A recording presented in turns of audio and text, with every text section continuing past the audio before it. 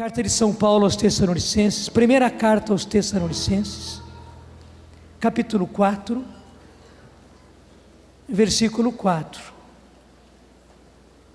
Fica até fácil de guardar. Aliás, começamos no versículo 3.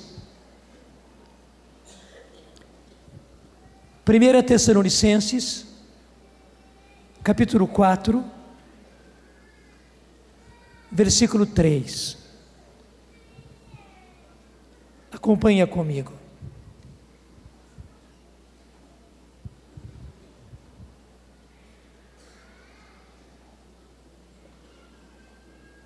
Me permitam começar desde o comecinho do capítulo, porque assim a gente liga tudo. São Paulo começa dizendo: no mais, irmãos, aprendestes de nós a maneira como deveis proceder para agradar a Deus, e já o fazeis. Rogamo-vos, pois, e vos exortamos no Senhor Jesus, a que progridais sempre mais, pois conheceis que preceitos vos demos da parte do Senhor Jesus. E aí entra: esta é a vontade de Deus, a vossa santificação. São Paulo vai à raiz e com muita clareza. Qual é a vontade de Deus? O que é que Deus quer para cada um de vós? São Paulo diz claro: esta é a vontade de Deus, a vossa santificação. Não é outra coisa. Não é outra coisa. Nós podemos dizer em outras palavras, São Paulo está dizendo que a vontade de Deus é que nós nos tornemos imagem e semelhança de Deus, que nós nos tornemos semelhança de Deus. Assim como Deus é santo, que nós sejamos santos. São Paulo diz que a vontade de Deus é que aquilo que Jesus disse: sereis perfeitos, como o vosso Pai Celeste é perfeito. E você sabe que isto, Jesus usou a palavra perfeito, mas que ele traduziu assim, daquilo que está lá no Deuteronômio: sereis santos, porque eu, Senhor vosso Deus, sou santo. E interessante que lá no Antigo Testamento, Deus não disse sede santos. Claro, eu sei que muitas vezes nós traduzimos por sede santos, mas na verdade é um presente que também é um imperativo, é uma ordem. Mas está no presente como afirmativo: sereis santos, porque eu, Senhor, o vosso Deus, sou santo. E por que é que Deus quer que nós sejamos santos? Porque esse é o único jeito de nós podermos participar com Deus da vida dele. Em outras palavras, o único jeito de nós irmos para o céu e permanecermos no céu e desfrutarmos da grande maravilha que não foi dada a nenhuma criatura. Gente, é uma coisa inédita, não é direito nosso, não. Quem somos nós ao lado de Deus?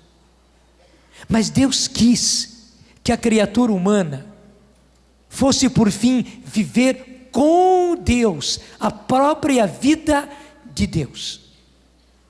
Para você entender um pouquinho, se alguém, porque nós temos animaizinhos de estimação, né?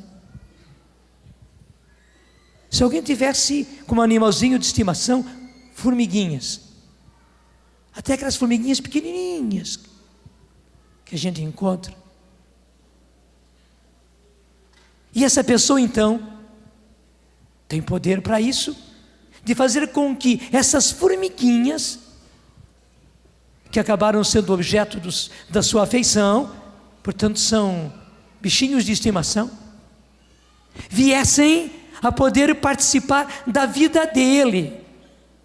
Veja, formiguinhas participar da vida dele. Claro, para essas formiguinhas poderem participar da vida desta pessoa, as formiguinhas precisariam passar por uma transformação.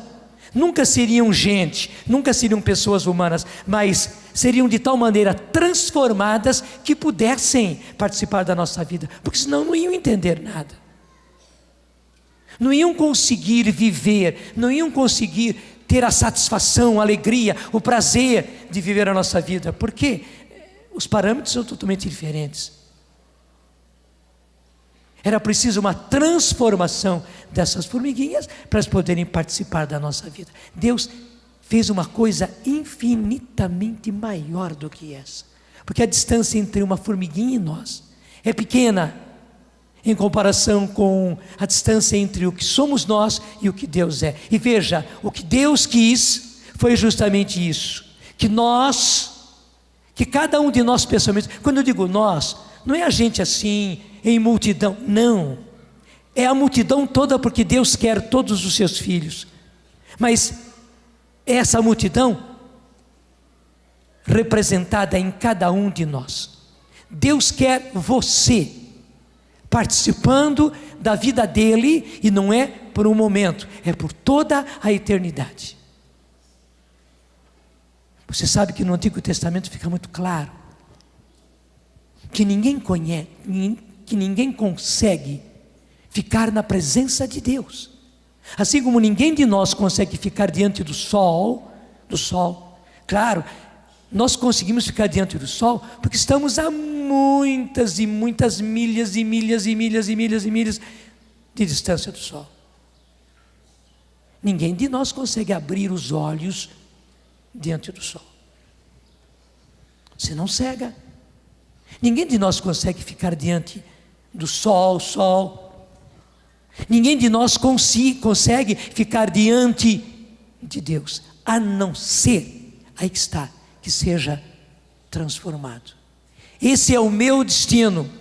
Você pode até dizer para você mesmo: esse é o meu destino, esse é o nosso destino. Portanto, quando eu digo destino, é a nossa meta, é o nosso fim, é o objetivo da nossa vida, chegar, estarmos na presença de Deus, e não apenas ver Deus algumas vezes, mas viver a própria vida de Deus. E para que isso acontecesse, Deus quis que nós nos santificássemos. O que é santificação? É a transformação, é a transformação, é a transformação, é a transformação que vai acontecendo, até nós nos tornarmos aquilo que Deus disse no começo: imagem e semelhança de Deus. Para quê?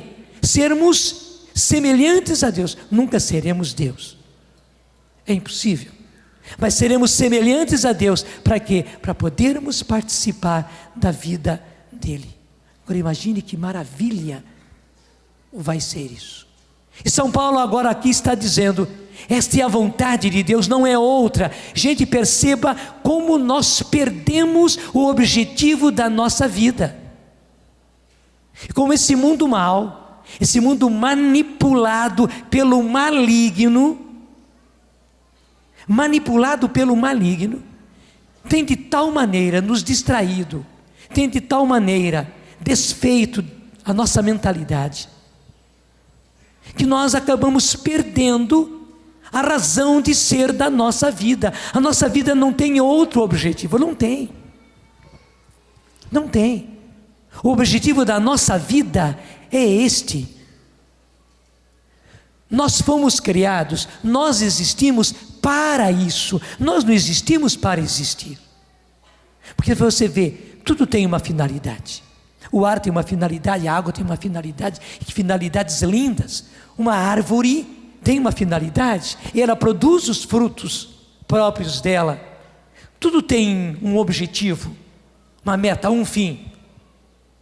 Qual é a finalidade pela qual Deus quis a nossa existência? Deus quis a nossa existência para que nós vivêssemos a vida dele. Eu repito, como infelizmente nós perdemos o objetivo da nossa vida. É até bom dizer isso num encontro de casais. O que nós pensamos em geral, que nossos pais nos passaram na simplicidade deles, é que o objetivo da nossa vida é crescer, estudar, se formar o tanto quanto puder, namorar, noivar, casar, ter os seus filhos, criar os seus filhos, e novamente estudar os seus filhos, formar os seus filhos, ver os seus filhos namorar, noivar, casar os próprios filhos, encaminhar a vida dos filhos, pronto, depois terminou.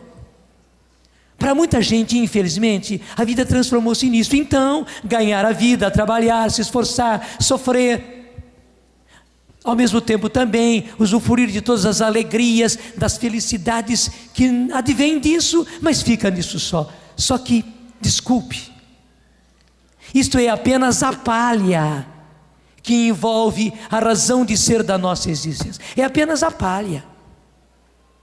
A razão mesmo da nossa existência é chegarmos a viver a vida de Deus. E aí está. Para chegarmos a isso, sermos transformados.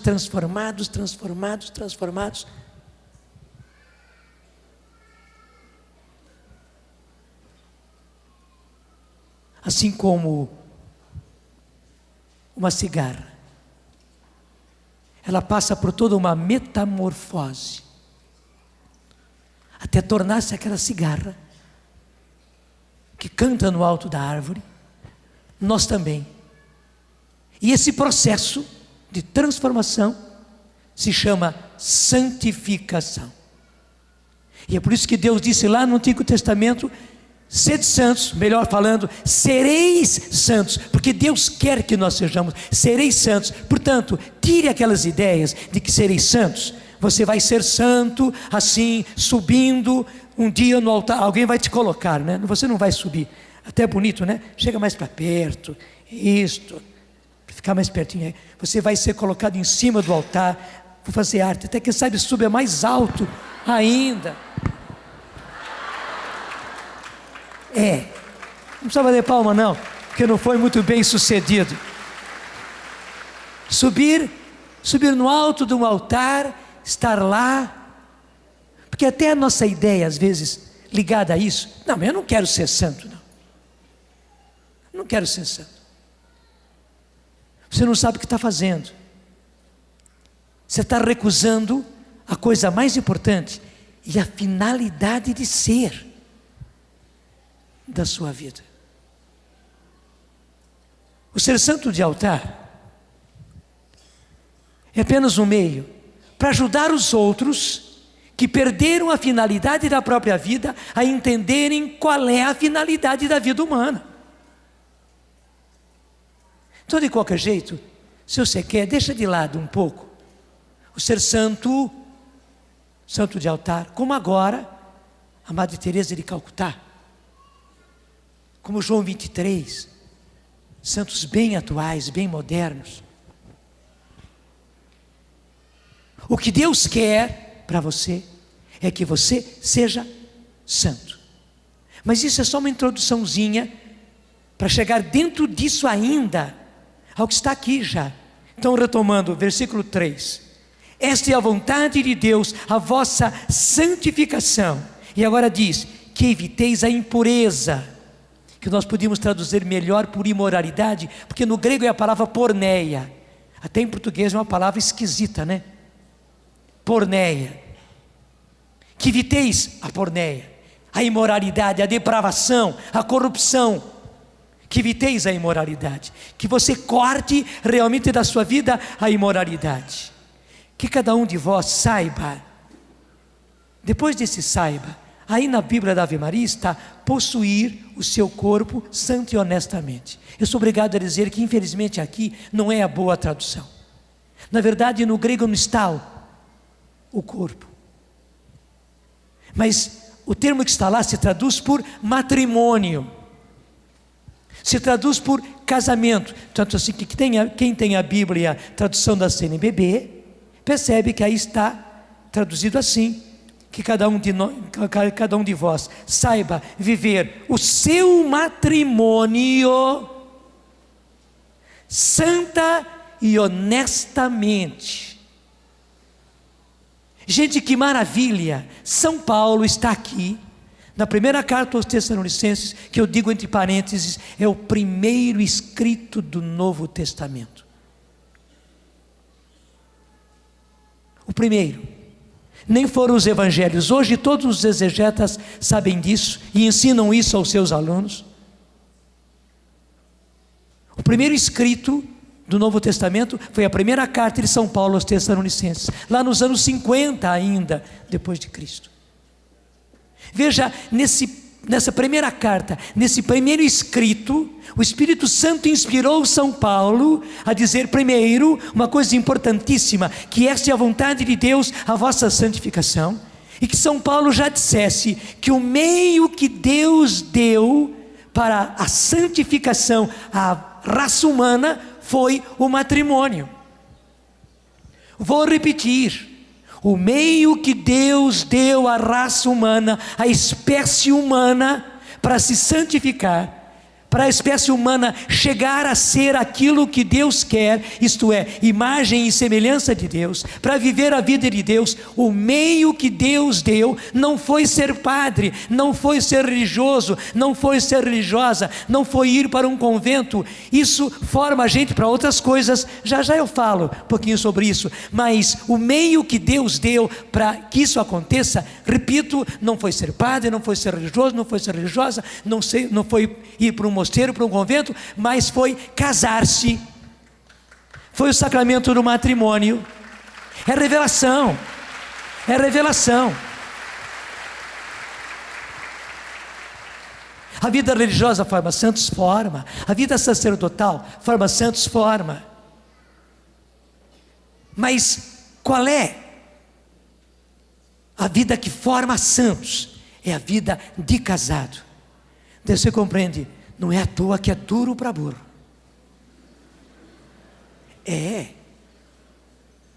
Eu vi muito bem pela vida dos meus pais, do meu pai e da minha mãe. Não vou contar mais uma vez, porque graças a Deus já contei muitas vezes. Eu não tenho medo de dizer que aquilo que João Paulo II quer, ter santos casados. Claro, eu sei que meu pai e minha mãe, coitadinhos, nunca serão santos de altar, mas que eu tenho a certeza que eles foram santos, que eles são santos, são. E nem porque foram perfeitos, não, ao contrário, porque eram muito imperfeitos. Mas assim como você pega uma pedra, que é preciosa, é preciosa porque ela é rara, e você fica lá burilando, se chama burilar, aquela pedra, com as ferramentas, você vai burilando, para tirar toda imperfeição, para tirar lascas, porque lasca mesmo, gente. Depois com uma lixa, você vai lixando, e você sabe que como já passar lima, depois passar a lixa, dói. Deus foi burilando, lixando a vida dos meus pais, e eles realmente se lixavam um ao outro, e nós, filhos, lixávamos o nosso pai e a nossa mãe, como eu lixei a vida da minha mãe, como o meu irmão, o Zé Carlos, e daí as minhas irmãs vieram para completar o burilar, o lixar a vida do meu pai e da minha mãe, como eles aguentaram firmes. Meu pai e minha mãe podia se chamar aquele tipo de casal que tem incompatibilidade de gêneros. Claro, porque eram muito diferentes, mas foi o casal que Deus escolheu para inclusive ser os meus pais, mas não só os meus pais, os pais do meu irmão, das minhas 4 irmãs e toda a família que veio a partir dali. Eu vi como Deus foi trabalhando, e o mais lindo, como eles se deixaram trabalhar, como eles aguentaram firmes. Repito, não eram perfeitos. Eu conto sempre que meu pai não ia à igreja. Só quando eu fui para o seminário, foi que papai teve uma grande guinada na vida dele. E naquele dia que ele me levou para o seminário, ele confessou-se, que fazia anos que não se confessava, e retomou toda a vida religiosa dele, nunca mais faltou à missa. Deus trabalhou na vida deles. Eu não tenho dúvida nenhuma, eles foram sendo santificados. Hoje estão no céu os dois, e tenho a certeza de fé, claro, de que eles chegaram à meta. Portanto, pouca vergonha para mim, filho deles, que fui escolhido para ser padre, se não chegar lá. Pouca vergonha para mim, me entende? E esse é o objetivo do seu casamento, não é outro. Daí você começa a perceber já Acho que hoje eu vou pregar só começo só. Deixa o resto depois para o Padre Léo. Já de começo estou dizendo como infelizmente a sociedade deturpou completamente a mentalidade a respeito de casamento, porque veja bem, infelizmente cada vez mais as pessoas não aguentam nada a respeito de casamento. Os primeiros atritos, as primeiras dificuldades, os primeiros problemas que surgem, já é motivo de cada um ficar para o seu lado, já é pensar em separar, e muitos separam mesmo. Vocês estão vendo como casais jovens estão se separando assim, gente. Como se dizia, é como mudar de roupa. É como até mesmo trocar peças íntimas, que a gente é obrigado a trocar mais. Pelo menos eu penso que você troca mais as peças íntimas do que as outras. Estão trocando as peças íntimas, porque na verdade marido e mulher são muito mais do que peças íntimas, eles são uma só carne, só que eles estão trocando, em busca de uma falsa felicidade, enquanto a felicidade não é esta, a felicidade é muito além. Claro, é uma felicidade aqui já sim, mas carregada de muita dor, de muito sofrimento, porque é tempo de burilamento, e os dois foram feitos para burilar-se um ao outro. Em busca de uma felicidade, eles perdem essa felicidade, que vai levá-los a ser semelhantes a Deus e ter vida com Deus por toda uma eternidade. Gente, eu não estou fugindo da realidade, não. Esse é o objetivo da nossa vida, porque se a criança não tivesse uma finalidade além da vida ultrauterina que ela vive durante aqueles 9 meses, seria muito pouco. E você sabe muito bem que inclusive os filhos que você gerou não eram para ficar no seu ventre. Foi muito bom o tempo que ficaram lá, foi bom para eles e bom para vocês. Você, mãe, deu toda a proteção e deu de você mesma para que essa criança existisse. Mas você não quereria que sua criança ficasse dentro do seu ventre. Você queria pelo menos vê-la fora de você, vê-la face a face. É isso que Deus quer. Deus não quer você apenas dentro desse ventre materno, que é esse mundo, que é esta vida. Não. Deus quer pelo menos que você saia para você ver Deus e Deus ver você. É as duas coisas. Deus ver você e você ver Deus face a face. E não só. Assim como o que a mãe quer, o que o pai quer, é abraçar aquela criança. E como os filhos nos fazem felizes. Uma gracinha da criança, até brincar de esconde-esconde com a criança. Porque o objetivo da brincadeira de esconde-esconde, a gente não se esconde para a criança não encontrar. Ao contrário, a gente se esconde para a criança encontrar. E quando a criança encontra, que alegria.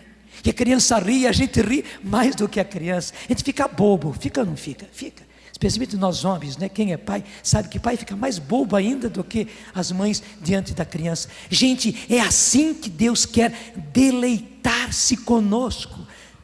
Você vai ser a alegria de Deus. Deus quer que você seja a alegria dele. Só que você tem que evoluir, meu filho.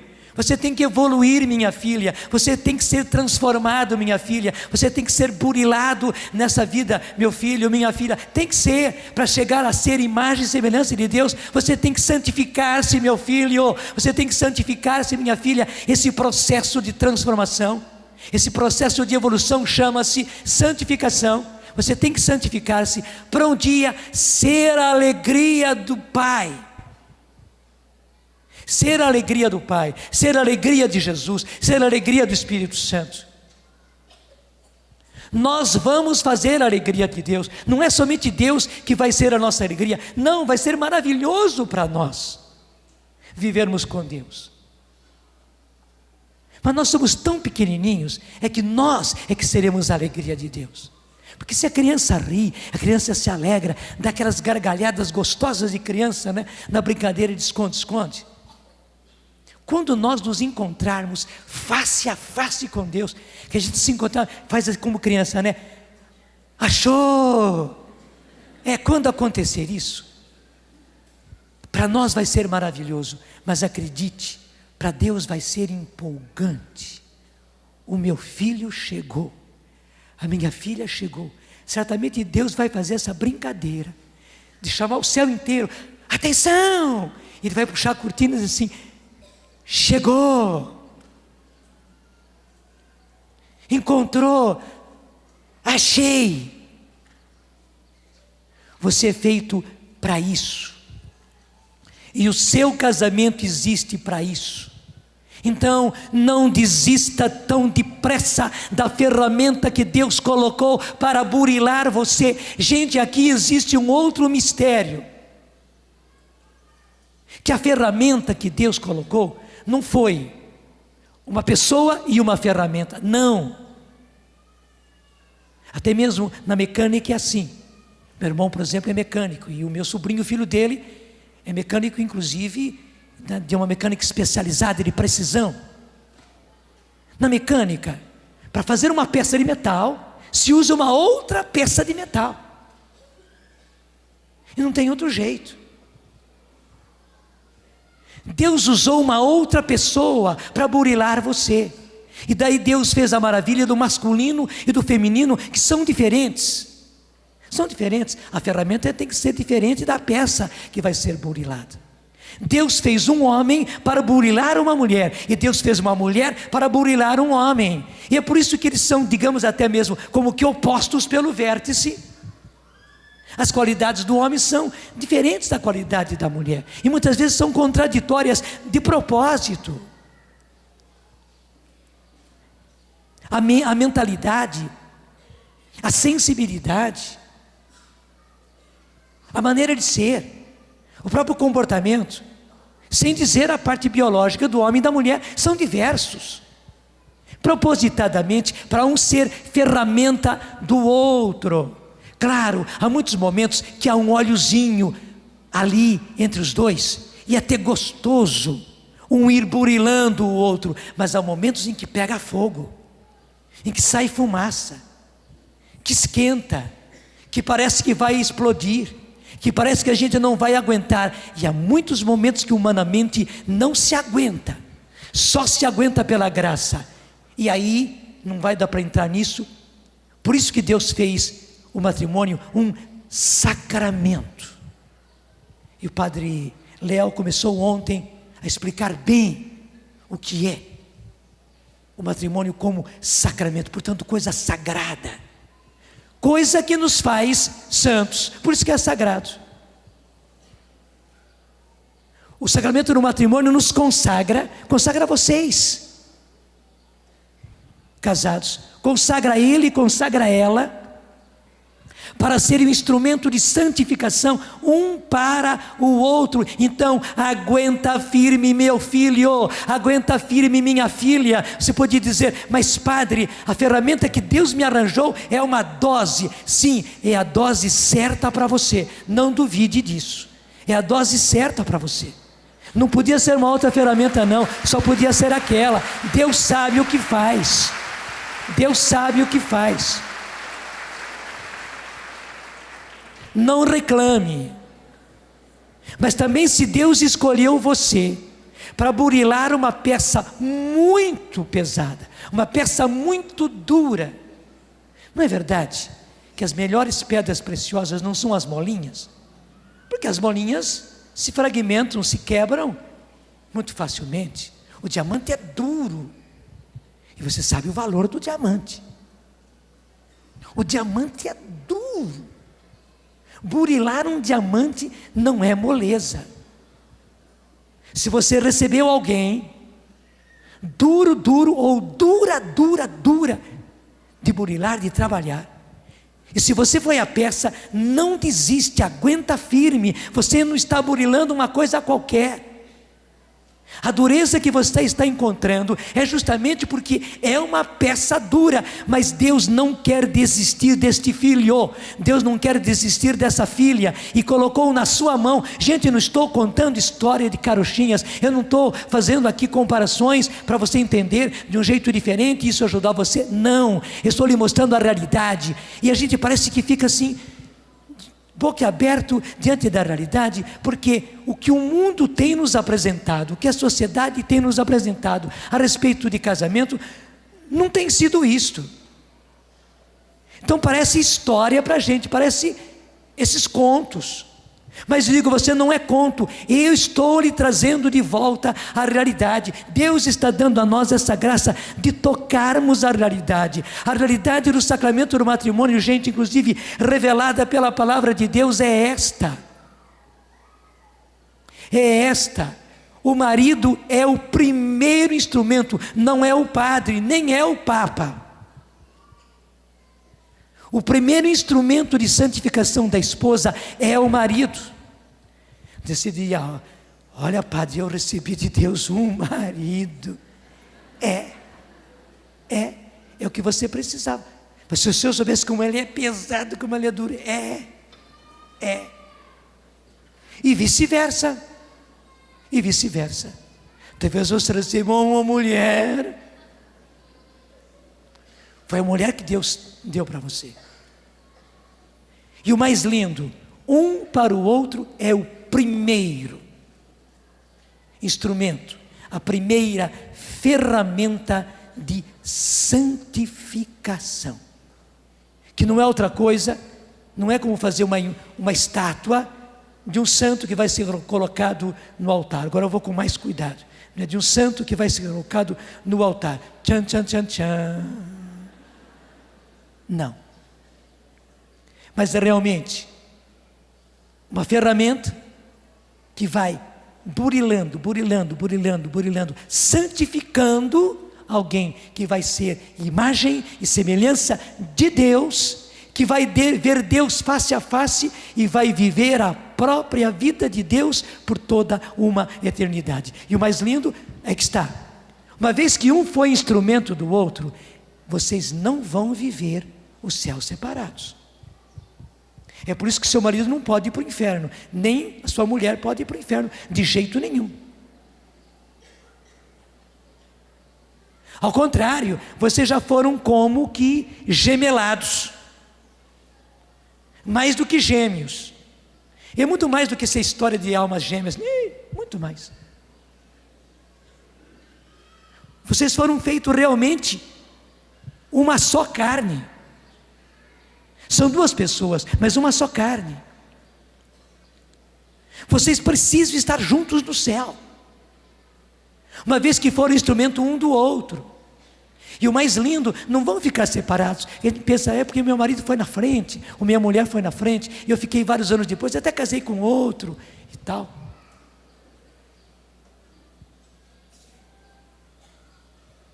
Deus quer vocês dois juntinhos lá no céu. Deus quer vocês dois juntinhos, e vocês estarão, assim como Deus disse, sereis santos, porque eu, o Senhor vosso Deus, sou santo. Ele podia dizer, estareis comigo no paraíso, no céu, por toda a eternidade. Estareis, os dois, não um só. Estareis juntinhos. Porque às vezes perguntam, mas a gente no céu vai se conhecer? Claro que vai se conhecer, vai se ver, claro que vai se ver. Até Jesus usa a expressão, lá, disse o Senhor, há muitas moradas, na casa de Deus há muitas moradas. São como mansões, gente. Há uma mansão para você e a sua família. Claro, nós estamos mandando um material para a construção dessa mansão. Então você tem que mandar um material bom, material trabalhado, material polido. Tem que mandar, porque o material com que está sendo construída a sua mansão no céu está vindo daqui. Os anjos vão construir, mas com o material que você manda. Então você tem que mandar bom material, mas que há uma mansão que está sendo feita para você e para a sua família no céu. Está.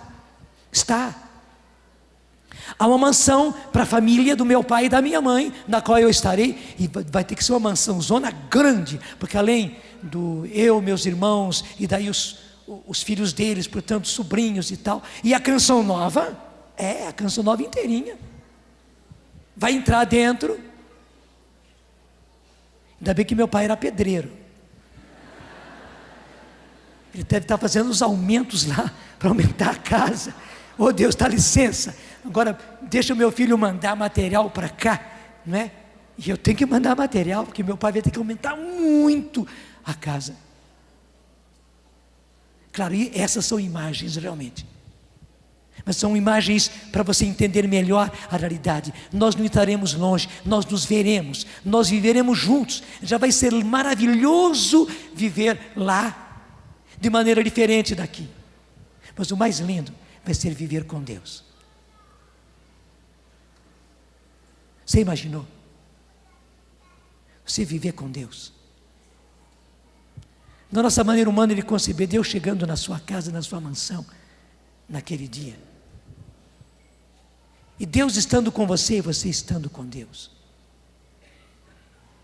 E é claro, daí, ora é o Pai, ora é o Filho, ora é o Espírito Santo.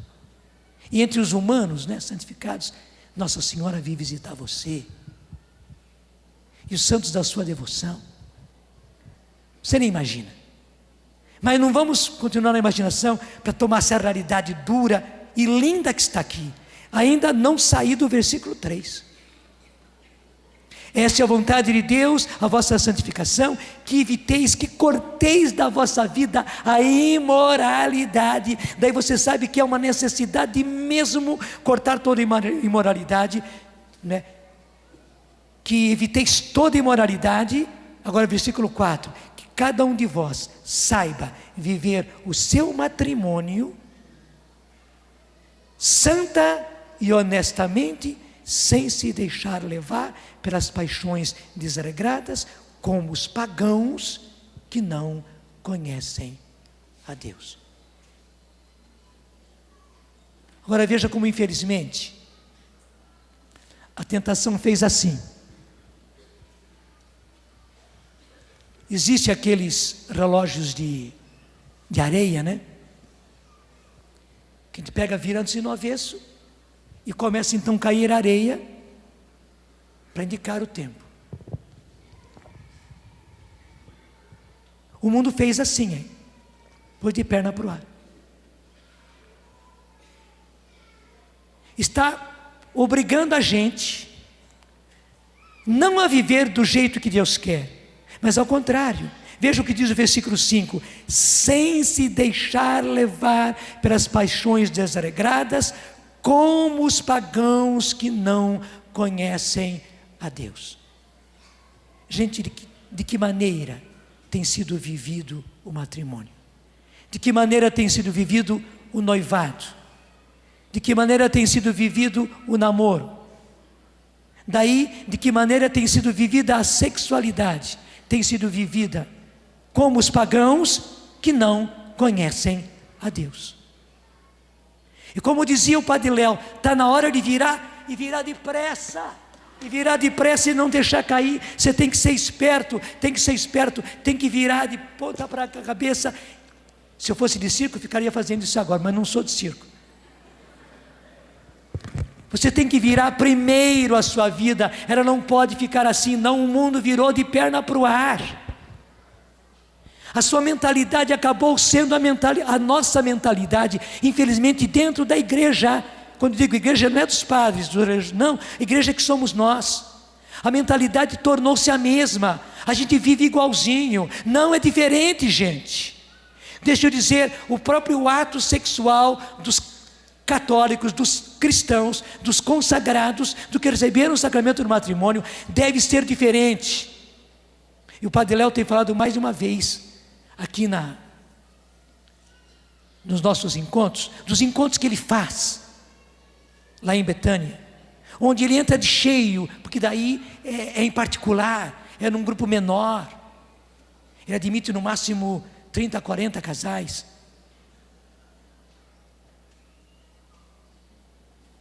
E onde ele fala, não é diante do rádio, da televisão, mas onde ele explica inclusive toda a vontade de Deus, toda a disposição de Deus a respeito da sexualidade e da genitalidade de marido e mulher. Ele diz inclusive, provando pela doutrina da igreja, que os casais católicos, cristãos, consagrados, que receberam o sacramento do matrimônio, podem e devem chegar a uma plenitude de satisfação, de felicidade, de gozo no ato sexual. Porque o mundo também deturpou, pôs de cabeça para baixo, dizendo que do jeito dos cristãos, se vão fazer do jeito que os padres querem, que a igreja quer, não tem gosto nenhum. Está tudo errado, gente. Está tudo errado. Pelo contrário, inclusive aqueles que já são de grupos de casais, dos movimentos de casais que surgiram, um mais lindo do que o outro na igreja nesses últimos tempos. Se você tem estudado a esse respeito, se você tem aprendido a esse respeito, você já sabe que é justamente o oposto da pornografia que o mundo nos ensinou, da porneia que o mundo nos ensinou. Está tudo de cabeça para baixo, ao contrário. E além do ato sexual em si, toda a vida do casal é plenitude. O homem é levado pelo sacramento, ele tem meios pelo matrimônio, portanto, pelo auxílio da sua esposa e dos seus filhos e das dificuldades próprias do casamento, porque a verdade é essa: o matrimônio, o casamento faz a gente mais homem. Me digam os homens casados, se você não foi frouxo, se você não fugiu da raia, se você assumiu as suas responsabilidades, você vê como realmente o casamento, o seu casamento fez você mais homem. Desculpe, ao passo que a leviandade de ficar com qualquer uma, de ter casos aqui, casos lá, programas aqui, programas lá, famílias alternativas, isso não te fez homem coisíssima nenhuma. Isso até deturpou você, deixou você abatido. Talvez deu aquela satisfação, parece que você é o super macho, mas na verdade não fez você, não levou você à plenitude de homem, mas as dificuldades, as durezas próprias do seu casamento, do afrontamento em todas as situações do seu casamento, com sua esposa, com as doenças dela, com os problemas dela, com os seus filhos, com as doenças dos seus filhos, com as dores de cabeça dos seus filhos, com as dores de cabeça financeiras, econômicas que você teve que enfrentar. Tudo que você viveu fez você mais homem. Primeiro homem, e depois deu a você plenitude. Agora uma plenitude de dureza. Mas por que nós cristãos temos uma plenitude adquirida na dureza e não na moleza como o mundo ensina? Porque, gente, nós estamos evoluindo. O povo diz, e com razão, que para baixo todo santo ajuda e o diabo empurra. Para baixo a coisa corre solta. Solta o carro na banguela, serra abaixo. Solta para você ver o que vai acontecer. Ele vai mesmo, e vai fácil, e vai para o buraco. Não, o nosso caminho é ao contrário. Você está subindo uma serra sim, mas para cima, como falava ontem o Padre Léo, é para o monte, é para as alturas, é lá para o alto. Nós estamos evoluindo. É uma metamorfose que está acontecendo conosco. Você não percebe por fora, percebe porque você fica diferente, percebe porque o seu interior fica diferente e também o seu exterior fica diferente. Claro, o meu caminho não foi o caminho do matrimônio, o meu caminho foi o caminho do sacerdócio. E vou dizer, quando se leva a sério o sacerdócio, ele é tão santificante quanto o matrimônio, porque ele é dureza também. Quando se leva o sacerdócio, o ministério sacerdotal, e isso que nós padres todos queremos e precisamos fazer, quando se leva a sério, ele é santificante, porque é dureza, gente, tem que aguentar firme. Eu digo a vocês, eu estou crescendo, estou agora não bate palma já não, eu estou completando agora 40 anos de sacerdócio. Eu estou no meu 40º ano, inclusive o número bíblico. No dia 8 de dezembro deste ano, eu completo. Quer dizer, eu vou completar, mas eu estou vivendo o meu 40º ano de sacerdócio. Digo para você, até a minha saúde está melhor.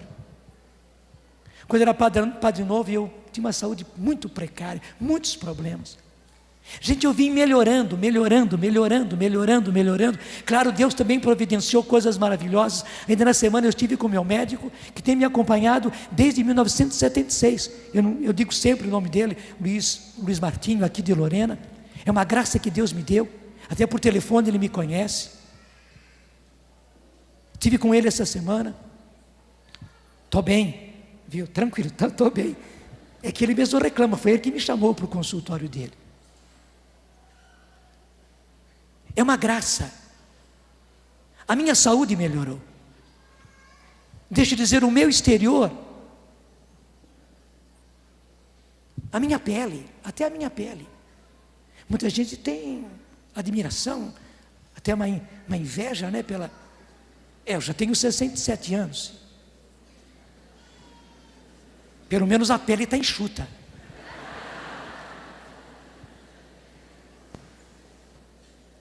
E graças a Deus, há brilho nos meus olhos, há brilho na minha face, graças a Deus.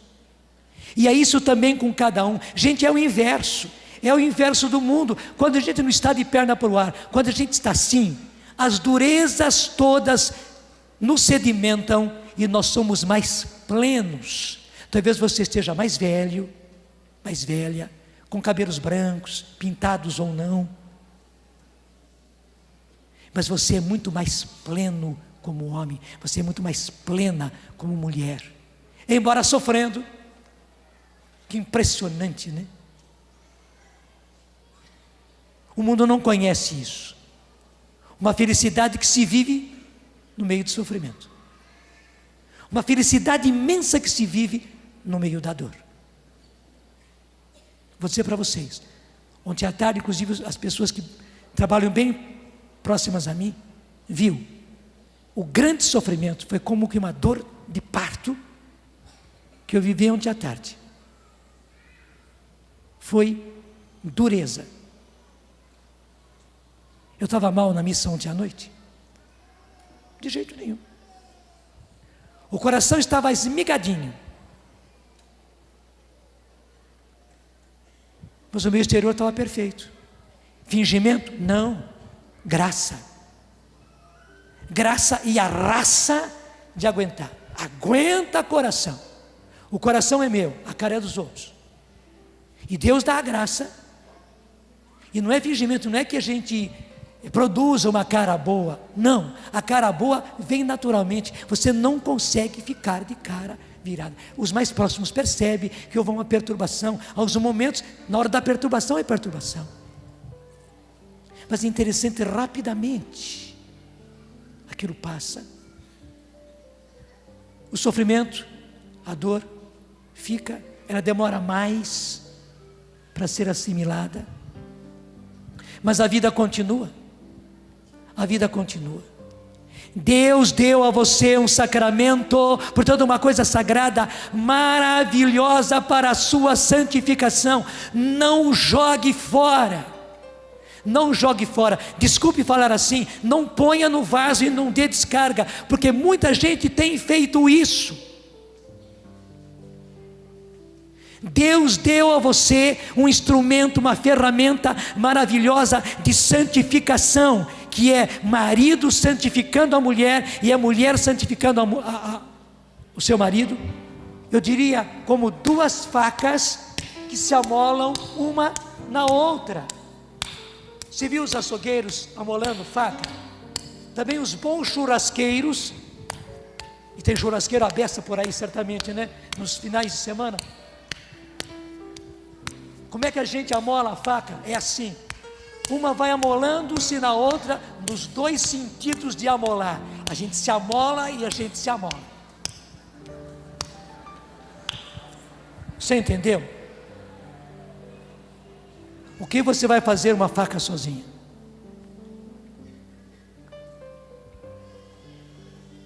As peças de reposição que estão aí, em quantidade, querendo entrar, e as peças de reposição não vêm para molar, né? Vêm todas assim, todas e todos, muito charmosos, com aquele óleozinho,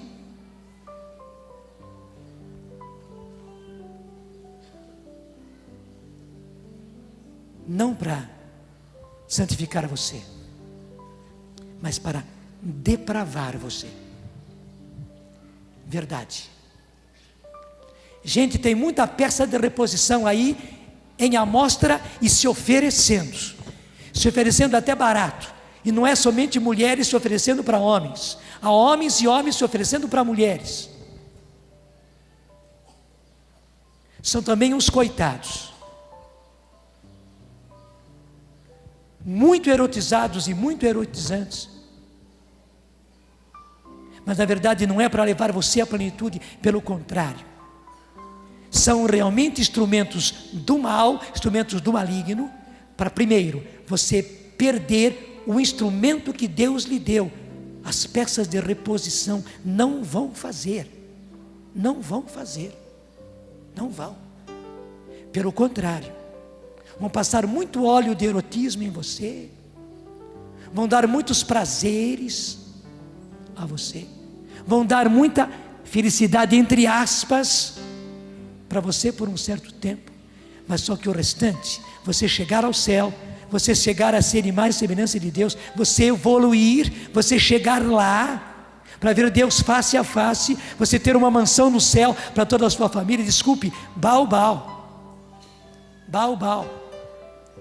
Se há peça de reposição por aí, acaba com elas hoje mesmo, falando ou não falando para o seu cônjuge, mas acaba já no coração, acaba qualquer peça de reposição, já usada, já manipulada, ou apenas na cabeça, ou apenas no coração, acaba com toda a peça de reposição. Você sabe do que estou falando, acaba com elas imediatamente, e volta para valer a peça, volta para a ferramenta que Deus colocou como instrumental necessário para a sua santificação, porque o matrimônio foi feito para a santificação, porque esta é a vontade de Deus, a vossa santificação. Não é que vivais como os pagãos que não conhecem a Deus, numa vida depravada de quem não conhece a Deus, de pagãos, não é, pelo contrário, esta é a vontade de Deus, a vossa santificação, e o instrumento primeiro que Ele criou para essa santificação se chama sacramento do matrimônio.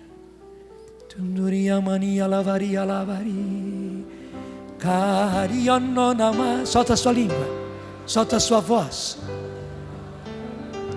porque só o Espírito Santo para fazer com que a gente penetre profundamente nesta realidade, só o Espírito Santo. Eu sei, as ideias podem ser muito lógicas, muito bem apresentadas, mas só o Espírito Santo consegue fazer disso vida, realidade. Você orando em línguas, você está se abrindo, você está expandindo o seu interior, para que o Espírito Santo, como azeite, penetre. Deixe o Espírito Santo penetrar. Nem é pensar em mais nada, as ideias foram colocadas, agora o Espírito Santo vai, Ele penetrar, e Ele vai fazer com que tudo isso seja assimilado pelo seu organismo espiritual, psicológico e até mesmo biológico. Obrigado, Senhor, obrigado pelo maravilhoso instrumento de santificação que o Senhor criou, e é o primeiro escrito do Novo Testamento que nos mostra isto. Esta é a tua vontade, Senhor, a nossa santificação no matrimônio, pelo matrimônio, no casamento, pelo casamento, através do casamento, na vivência do casamento, nas dificuldades do casamento, nos problemas do casamento, nas dores do casamento, no sofrimento às vezes contínuo do casamento. É aí, Senhor, é dessa forma, não é como o mundo ensina, não é como o mundo já fez, infelizmente, a nossa cabeça e a nossa sensibilidade. Obrigado, Senhor, porque estamos entendendo e acolhendo a verdade, e a verdade nos libertará. Solta a sua voz. Kindarama inialabari tandana manilala tiriamania lavari. Se não for pela fé, a gente não entende.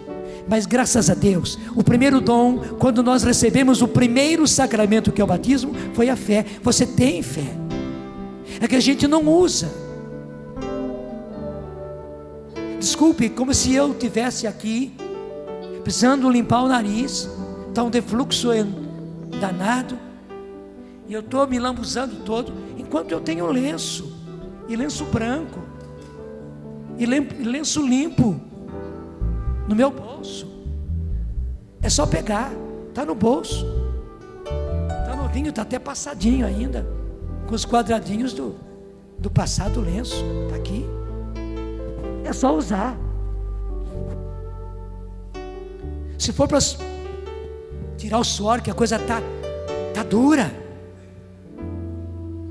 não dá para aguentar.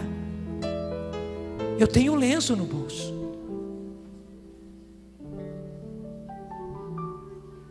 Se por acaso a coisa é tão ruim que você vomitou e precisa de um papel, um lenço, você tem um lenço, pode limpar. Acaba de botar o resto e limpa. Desculpe, se o vômito nem pode ficar ali no meio da sala, você tem até mesmo um lenço para limpar, que serve para juntar tudo, pôr no lenço e jogar no lixo. Tem. Você tem. Você tem pelo seu batismo, e você tem pela graça própria do sacramento do matrimônio. Você tem. É que a gente não usa. E o que Deus está falando hoje é isso. Usem, meus filhos, usem. Há uma riqueza, um tesouro aí em você. Em você. Eu não consegui falar isso, mas não faz mal. Deus tem a hora para isso. Também está na palavra de Deus, é noutra carta, na carta de São Paulo aos Coríntios, onde ele diz que o marido cristão, o marido que tem fé, santifica a mulher, mesmo se ela for mundana. E a mulher cristã, a mulher que tem fé, a mulher que tem o Senhor, que vive no Senhor, santifica, e a palavra de São Paulo é: santifica o marido que é mundano. A gente tem, é pôr para fora, é tirar do bolso, mesmo que seja lá no bolsinho de trás. A gente, homem, tem bolso até atrás aqui, guardado, né? Para botar as coisas. E muita coisa a gente guarda na poupança realmente, né? Muita gente põe a carteira na poupança. Tira lá da poupança, tira. E põe em uso. É pela fé. É pela fé. O instrumento está nas suas mãos. E vocês dois são a grande ferramenta de santificação.